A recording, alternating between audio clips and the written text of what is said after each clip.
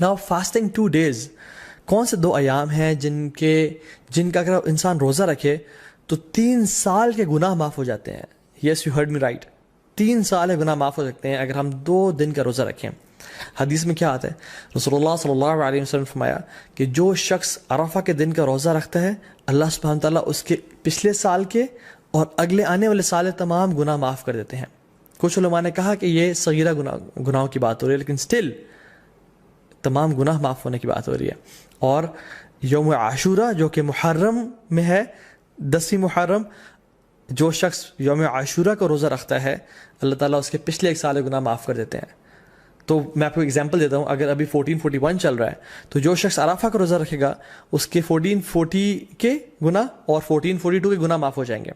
اور جو شخص بالکل اگلے مہینے محرم کے مہینے یوم عاشورہ کا روزہ رکھے گا ود 9th ایز ویل, تو اس کے 1441 کے بھی گناہ معاف ہو جائیں گے. تو 1440, 1441 اینڈ 1442 3 سال کے صغیرہ گناہ اللہ تعالیٰ معاف کر دیتے ہیں. And how amazing is that. اللہ تعالیٰ بہانے دے رہے ہیں ہم لوگوں کو اپنے گناہ معاف کروانے کے لیے, لیکن ہم میں سے ہے کوئی جو آگے بڑھ کے ان اپرچونیٹیز کو گراب کر لے اور اپنے رب کو واقعی میں راضی کر لے. حنیدہ بن خالد اپنی وائف سے فرماتے ہیں, اور ان کی وائف نے ام المومنین سے یہ روایت کی کہ اللہ کے نبی صلی اللہ علیہ وسلم صرف عرفہ کے دن کا روزہ نہیں رکھتے تھے بلکہ تمام 9 دنوں کا روزہ رکھا کرتے تھے. اور ان 9 دنوں کے علاوہ یوم عاشورہ کا دن جو کہ محرم میں ہے, 3 days of each month جو کہ ایام البیض بولتے ہیں, which is the white days. Why? Because 13, 14, 15 کے یہ ایام ہے جس میں جو سن ہے جو مون ہے وہ اپنے فل اپنے پینیکل پہ ہوتا ہے. اٹ از وائٹ اور راتیں بھی روشنی کی طرح ہوتی ہیں. So it is the white days which ایام بیز.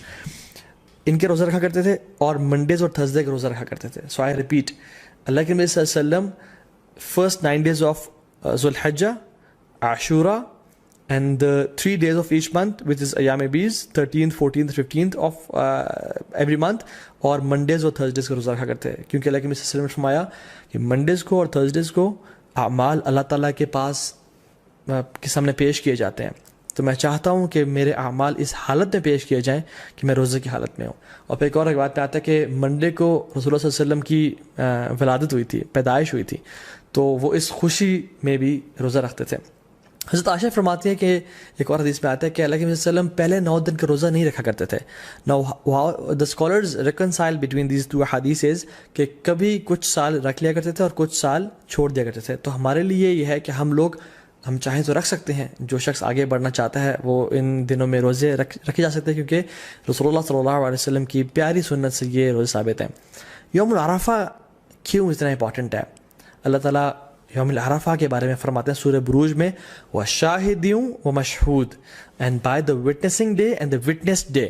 تو جو witnessed day ہے نا یوم العرفہ, مشہود, یہ یوم العرفہ کے بارے میں اللہ تعالیٰ فرما رہا ہے.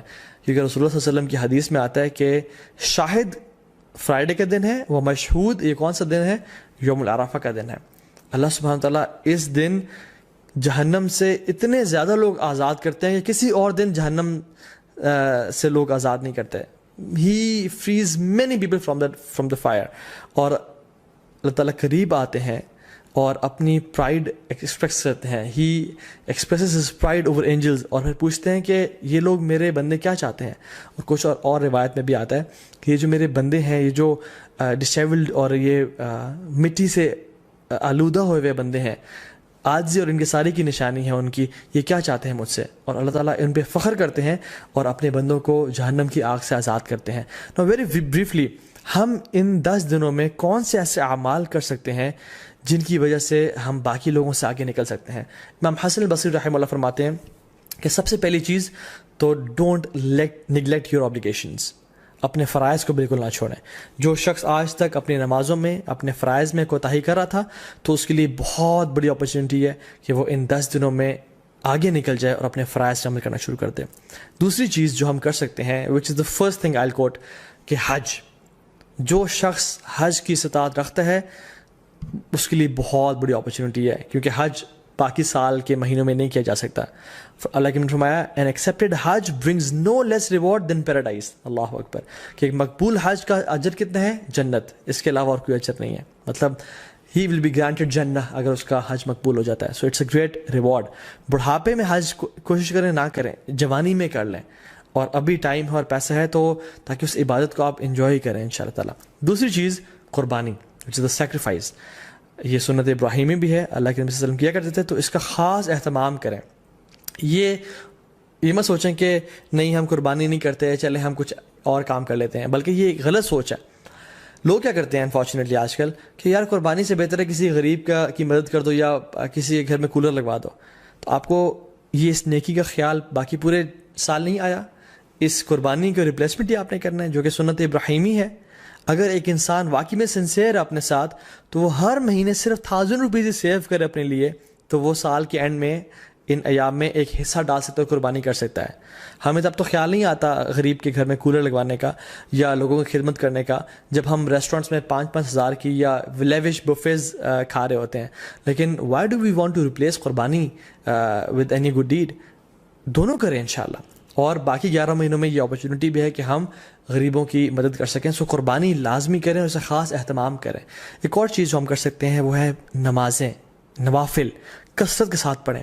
سنن روابط جو کہ 12 نفل ہیں جن کے بارے میں فرمایا اللہ کی نے کہ جو شخص یہ پڑھتا ہے اللہ تعالیٰ جنت میں اس کا گھر تعمیر کر دیتے ہیں, جس کے بارے میں کثرت سے بتا چکا ہوں پہلے بھی. تو اس کے اہتمام کریں, صلاۃ الضحیٰ کا اہتمام کریں, تہجد کی نماز کا اہتمام کریں, ٹھیک ہے, تو تحیۃ المسجد, تحیۃ الوضو کا اہتمام کریں. تو کثرت سے نوافل کا اہتمام کریں انشاءاللہ. چوتھی چیز, قرآن کو پڑھیں اور تدبر کریں, کیونکہ سلف صالحین کہا کرتے تھے کہ there is no deed better than reading Quran and pondering upon it. اس کے بارے میں سوچنا اور تدبر کرنا. قرآن کو ٹائم دیں. یس وی نو اینڈ وی ریئلائز کہ رمضان کے بعد ایک گلیچ آتا ہے ہر بندے کی زندگی میں, لیکن these 10 days are an amazing opportunity جس میں ہم دوبارہ سے اس عبادات کی لذت کو ریوائیو کریں تاکہ وہ آئندہ سال کے لیے جا سکیں انشاءاللہ. اینڈ ریممبر اللہ سبحانہ و تعالیٰ, وچ از دا 5th point, کثرت سے التحلیل و تکبیر و تحمید, لا الہ الا اللہ, اللہ اکبر, سبحان اللہ, الحمدللہ, کثرت سے پڑھیں. اللہ اکبر, اللہ اکبر, اللہ اکبر, لا الہ الا اللہ, اللہ اکبر, اللہ اکبر, وللہ الحمد. کثرت سے اللہ تعالیٰ کا ذکر کریں کیونکہ اللہ کی نے یہ ہمیں ڈیڈ حدیث میں سجیسٹ کی کہ تم نے یہ کام کرنا ہے انشاءاللہ. ایک اور چیز, میک لاٹس آف دعا. جب بارش ہو رہی تھی دعا قبول ہوتی ہے نا, کیونکہ اللہ تعالیٰ کی رحمت ٹھاٹھے مار رہی ہوتی ہے.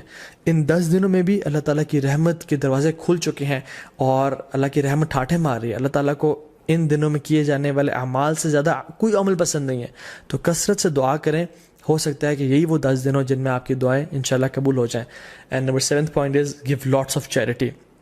سیکریفائس تو ہم نے کرنا ہے. لوگوں کے بزنس ٹھپ ہو چکے ہیں, غریب بیچارے مشکل میں ہیں, ان کی کثرت سے مدد کریں انشاءاللہ تعالیٰ.